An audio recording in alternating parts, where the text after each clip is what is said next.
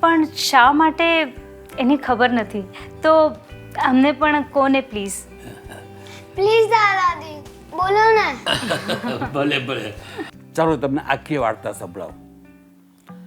વજા દાદા, ખેતા દાદા એ આપણા પૂર્વજ હતા.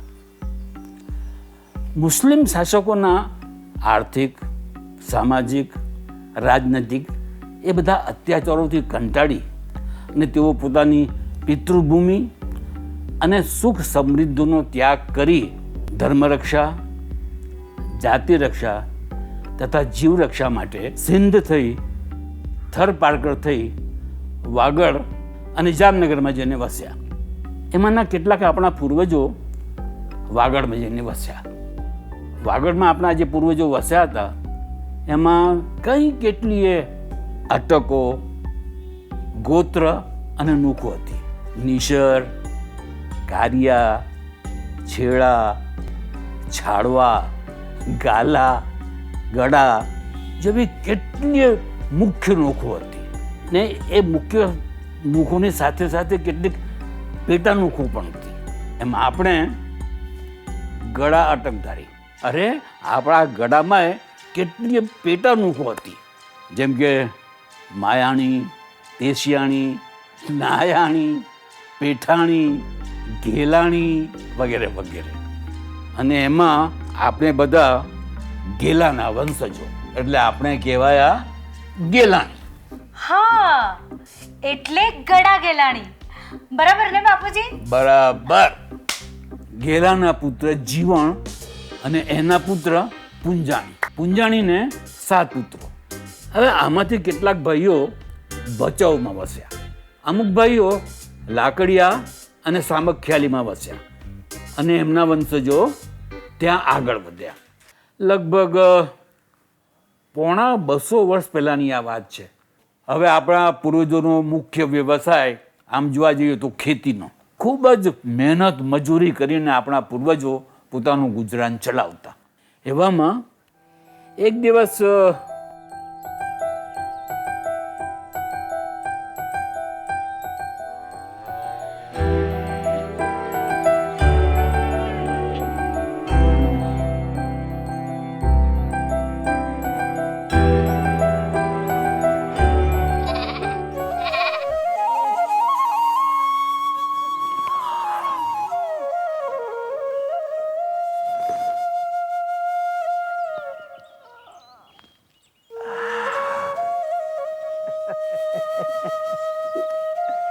ભૂખ લાગી હે?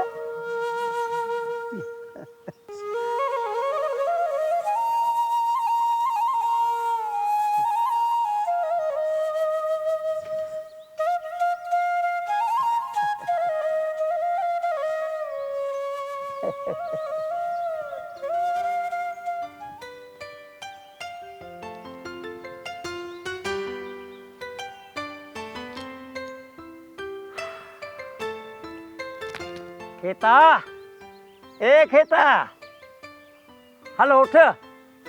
ખેતર તો વનને ઘણા કામ કરવો હોય. આજે પાણી જ્યાં ક્યારા ખનાઈ કરીને પૂરા કરવા. હા કાકા, થોડી જ વાર મેં લોટે બનીને અચાઉં તઈ વાડી પહોંચના થયો. એ ભલે, તો તું સીધો વાડીએ જા. એ ભલે કાકા.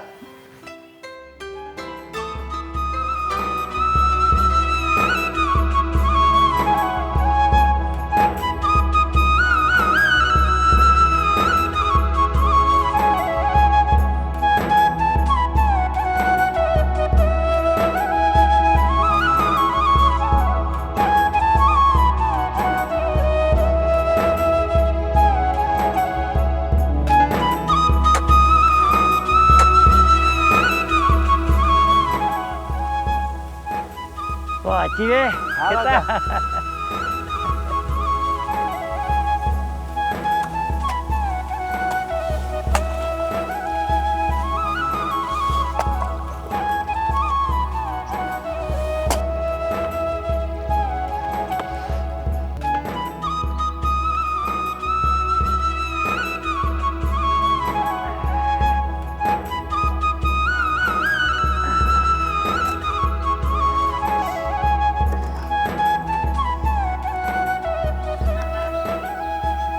મજા કાકા ઊણ પાયો મૂંગ્યો પાક બહુ સારો થયો અહીં ઘણા વખત કોઈ ઘરે લપાઈ રંધાણી.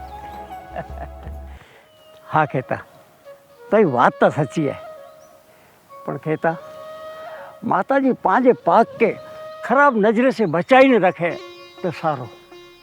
પાણી મૂલ કે કી નહીં થયે કાકા આવું એ ના हूँ आखे पंथक में पानी वाड़ी जो मूंग वखणायो है जसू वाणियों अचे अने पांजो मूंग ने जोयो है.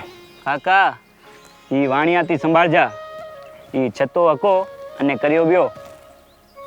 तो ये बात सच्ची है, पण एने भाव भलो मानू है ये पाके नहीं छेतरे. કેર વિંદુ વાણ્યું હા ઈ ભગવાનનો માણસ આ ઈ સવાયો કરીને દીનો.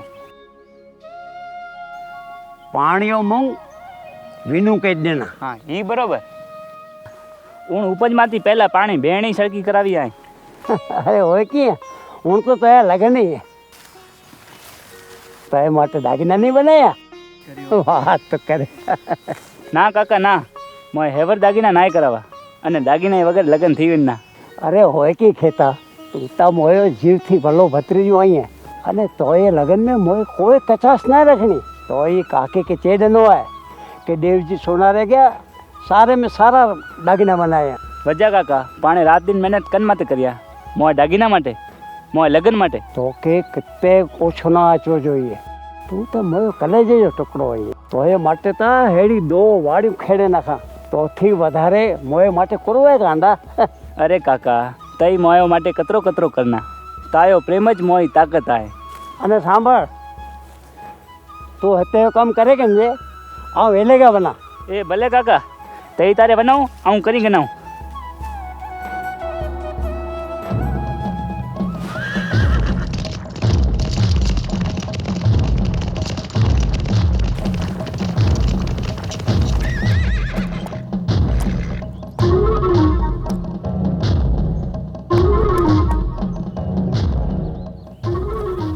એ છોકરા આ વાડીનો માલિક કોણ છે? અમે છીએ બોલો શું થયું? અમે કાળુબાના માણસ છીએ, નામ તો સાંભળ્યું જશે ને? કાળુબા કાળુબા બારવટીયો? હા એ જ અમે એમના જ માણસો છીએ. સાંભળ્યું છે કે આખાય પંથકમાં આ તમારા મૂંગના બહુ વખાણ થાય છે. ના એવું નથી. મેરુભા આ ખોટું બોલી રહ્યું છે, આ જુઓ મોલ તેનું. ના એવું નથી, આ અમારી મહેનતનું ફળ છે. મારા કાકા અને મેં બહુ મહેનતથી આ ઉપજ બનાવી છે અને તમે આના ઉપર નજર નહીં બગાડતા. એ છોકરા તું હજી નાનો છે, જા તારા કાકાને બોલાવ, તને આ વાતમાં ખબર ન પડે. એ નહીં આવશે અને તમે પણ અહીંયાથી હાલ્યા જાઓ. અય તને ખબર છે અમે કેના માણસ છીએ? અરે તમે ગમે ઈ હો, આ મોલમાંથી એક પણ દાડો કોઈને છીનવા નહીં દઉં. હું કોઈ આમ બીવાનો નથી અને આ તલવારની રાખ કોને બતાવો છો? અય યોગી બતાવી દે એને.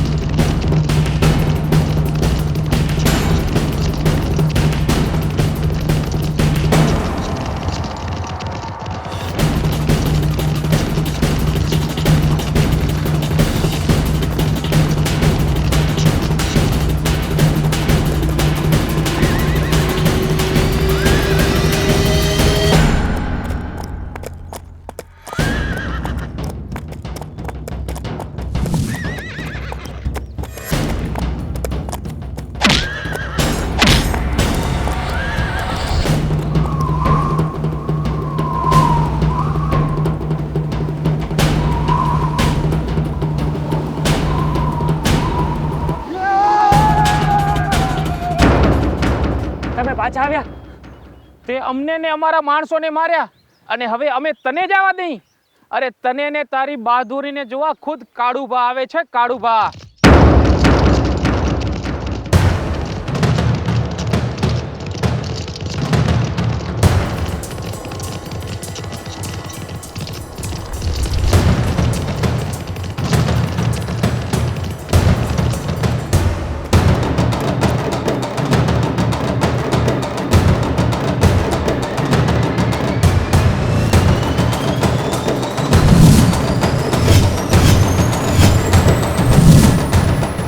હું છું કાળુભા, જેના નામથી જ ભલભલાથી પેશાબ છૂટી જાય છે, ઝેરી નાક બી ડસવાનું ભૂલી જાય છે, કડકડતી વીજળી બી બંધ થઈ જાય છે. મારો પડછાયો જેના પર પડે એને હું કાળ થઈ જાઉં છું. હું છું કાળુભા અને હું તારો કાર્ડ બનીને આવ્યો છું. મારો શું વાંક? વાક? તે મારા માણસોને મારીને ભગાડ્યા, તારામાં આટલી હિંમત? અને એક વાત તો માનવી પડશે, ધન્ય છે તારી જનની કે આવા સુપુતને જન્મ આપ્યા. હું તારાથી અંજાયો છું છોકરા, પણ આવતીકાલે લોકો શું કહેશે કે એક સામાન્ય છોકરાએ કાળુભાના માણસોને મારીને ભગાડી દીધા? એ મને નહીં ખપે. મારા નામનો ભય જો નીકળી જાય એ હું કોઈ કાળે ચલાવી નહીં લઉં. એટલે હવે તારે તારી ગરદનને વઢાવવી જ પડશે અને કાળુભાઈને લલકારવાળો કોઈ જીવત નથી રહેતો. કાળુભા, તું તો બારવટીયો છે અને તું શું જાણે મહેનત અને પસીનાની કમાઈની મીઠાશ. તું તો લોકોને મારીને તારો જીવન જીવે છે અને અમે મહેનતનો રોટલો ખાઈએ છીએ. બહુ બોલી રહ્યો છે તું, તારી ગરદન કાપી નાખીશ. કાળુભા, મારા જીવતા જીવ આ ખેતરનો એક પણ દાણો લૂંટવા નહીં દઈશ. ઓસવાલનો દીકરો છું, મરતા સુધી સામનો કરીશ પણ હિંમત નહીં હારીશ. તો પછી બચાવ તારી જાતને.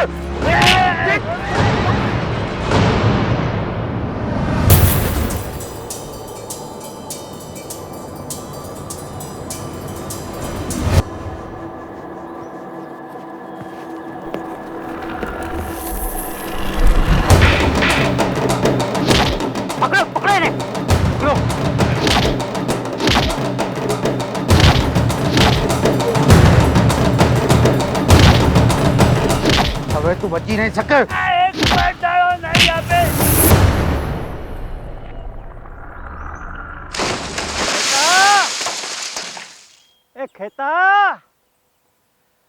ખેતા कितने वेो खेतो ए खेता क्या गयो खेतो ए खेता खेता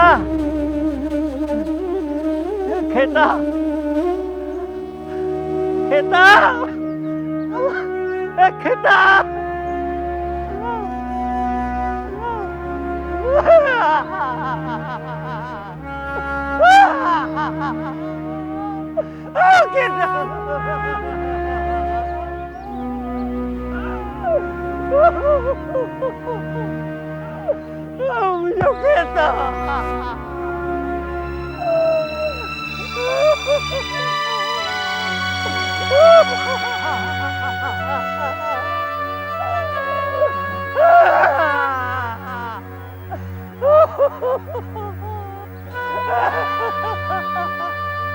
मुझे कहता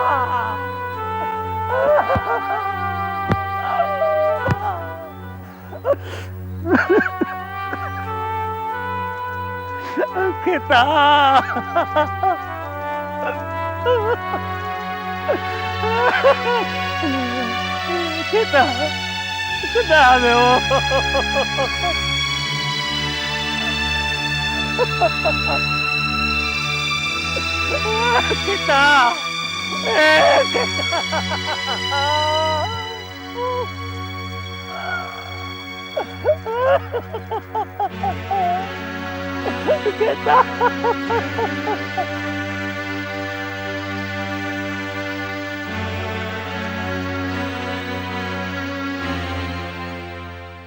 મોયો ખેતો વ્યો રે, મોયો ખેતો વ્યો. હે ભગવાન, તું કો હેલો કર્યો.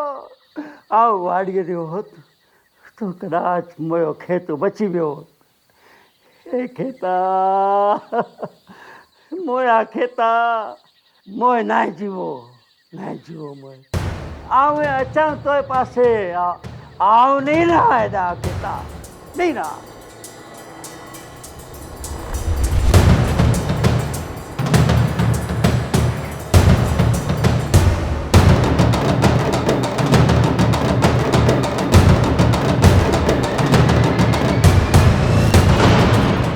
પછી શું થયું દાદા? ખરેખર બાપુજી, આપણા વજા દાદા અને ખેતા દાદાએ એ સમયે પોતાના શૌર્ય, કાકા અને ભત્રીજાનો ગાઢ પ્રેમ અને લાગણીનો એક સરસ ઉદાહરણ બેસાડ્યું. માટે જ આપણે આટલા વર્ષોથી એમને પૂજીએ છીએ, નહીં? હા ઓ બેટા, વજા દાદા અને ખેતા દાદા એમની વચ્ચેનો લાગણીનો સંબંધ અને વીરતા એ ખરેખર પૂજવા લાયક. નહીં તો એ જમાનામાં કંઈ કેટલાય લોકો કૂવામાં પડીને કે અકસ્માતે મૃત્યુ પામતા હશે, તો કંઈ દરેકને આપણે થોડી જ પૂછતા હશું. આ તો એમણે જે ઉદાહરણ પૂરું પાડ્યું, જેને આપણા ગોઠિયા ભાઈઓ અને બહેનો સમજી શક્યા, અને એટલે આ બંને દાદાઓ પૂજાયા. અને આજે પણ આપણા બધા ગેલાણી પરિવારો, આપણે ત્યાં લગ્ન પ્રસંગ હોય તો માતાજીની સાથે સાથે વજા દાદાની સ્થાપના કરી એમની હાજરીમાં લગ્ન સંપન્ન કરીએ છીએ. હા, મારા મુંડન વિધિમાં પણ આપણે દાદાને ઘરે લઈ આવ્યા હતા ને. હા, તને યાદ છે હજી? દર વર્ષની ચૈત્ર સુદ સાતમને દિવસે આપણે વજા દાદા ખેતા દાદાની પહેળી ધામધૂમથી ઉજવીએ છીએ. પણ દાદા, હા, આપણે આ પેઢી દેશમાં ક્યાં ઉજવીએ છીએ?